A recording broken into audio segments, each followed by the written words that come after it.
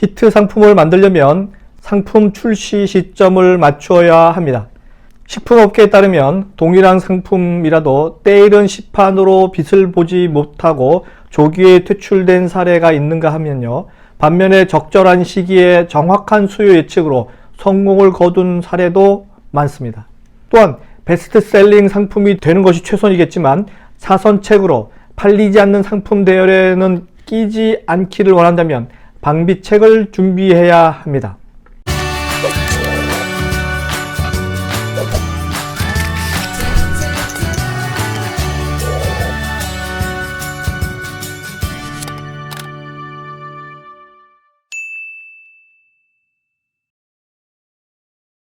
안녕하세요. 유통부단 김앤커머스 대표 김영호입니다. 오늘 주제는 팔리는 상품의 출시 시점과 방법론 편입니다. 삼양식품이 1985년 시판한 요구르트 제품인 요거트는요, 너무 시장에 일찍 내놓아서 실패한 대표적인 사례입니다. 국내에서 첫 떠먹는 요구르트인 이 제품은 당시 마시던 액상 타입 야구르트가 전부였던 터라 앞으로 시장이 떠먹는 타입으로 발전할 것이란 예측에서 개발됐었죠. 그러나 이 제품은 소비자의 주목을 받지 못했습니다.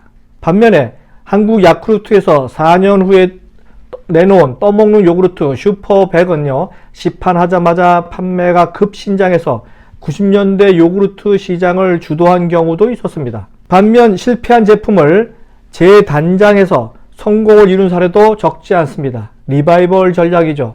혜태 제과가 1988년 무설탕급 노동급을 시판했으나 시장에서 빛을 보지 못하고 퇴출됐습니다.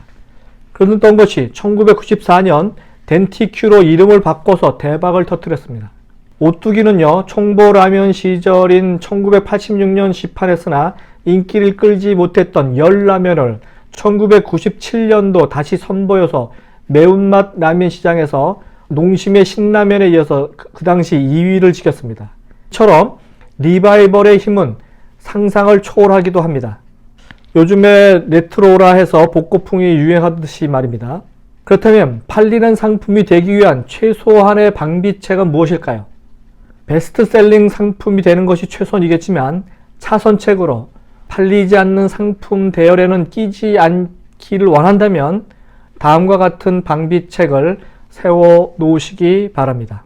첫 번째 비법은요, 독창을 피하고 모방하라 입니다.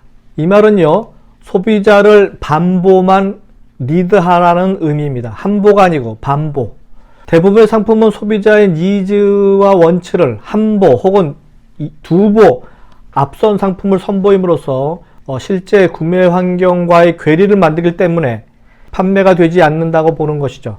타사보다 신제품을 먼저 출시하는 것에 주력하지 말고요. 타사가 먼저 신제품을 내놓은 후, 그러면 당사는 개량을 해서 내놓으면 실패할 확률이 상당히 줄어들게 되겠죠. 물론 자존심이 약간 상하겠지만 자존심과 기업의 생존은 별개의 상황이기 때문에 이런 전략도 유념하시기 바랍니다.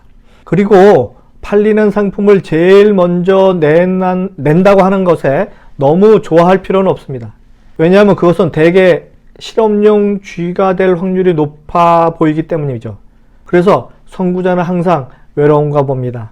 두 번째 비법은요, 메가 트렌드를 쫓지 말고 단기 추세를 쫓아가야 한다. 마이크로 트렌드를 쫓아야 한다는 말이죠.